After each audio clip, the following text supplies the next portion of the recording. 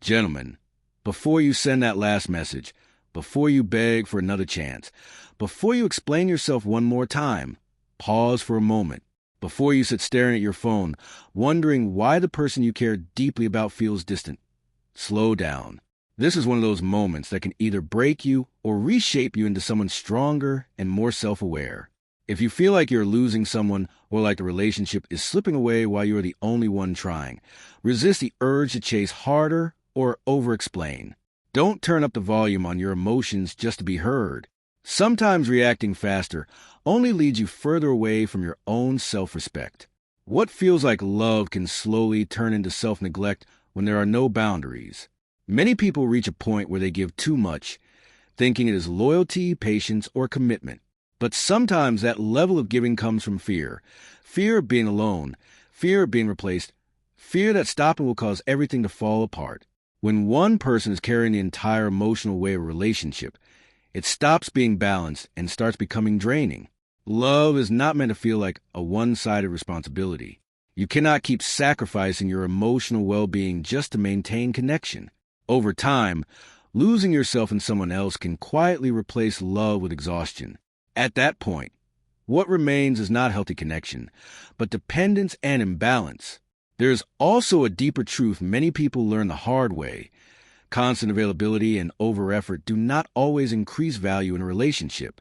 Respect and connection grow best where there is mutual effort, clarity, and emotional space. When someone feels they have access to you without limits, appreciation can slowly fade, not because you're less valuable, but because the dynamic becomes unbalanced. Sometimes the healthiest response is not to chase or force clarity, but to step back and regain perspective. That does not mean playing games or trying to trigger a reaction. It means reconnecting with your own life, your goals, your routines, your discipline, your friendships, your purpose, and your peace. It means returning to the version of yourself that existed before emotional overwhelm took over. In that space, clarity often appears on its own. You begin to see whether the relationship has mutual care or whether it has become one-sided. You also start to notice patterns you ignored while trying to hold everything together. Distance, in this sense, is not a tactic. It is clarity through space. When emotional dependency fades and self-focus returns, your mindset shifts. You stop trying to convince someone of your worth and start living in alignment with it. You stop chasing validation and start prioritizing stability. From that place, any decision you make, whether to continue or to walk away, comes from strength rather than desperation. If the other person truly values a connection, space can sometimes bring understanding and renewed effort from both sides. If they do not, then the distance simply reveals a reality that was already there. Either way, clarity replaces confusion. At the core of it all, the most important relationship is the one you have with yourself. Losing someone who does not fully choose you is painful, but losing yourself in the process is far more damaging.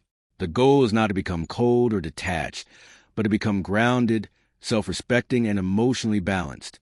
In the end, this is not about disappearing from someone's life to create an effect. It is about stepping out of patterns that make you abandon yourself. It is about stopping the cycle of over-chasing, over-giving, and over-explaining. And it is about choosing a life where your worth is not negotiated through someone else's attention, but built through your own actions, discipline, and self-respect.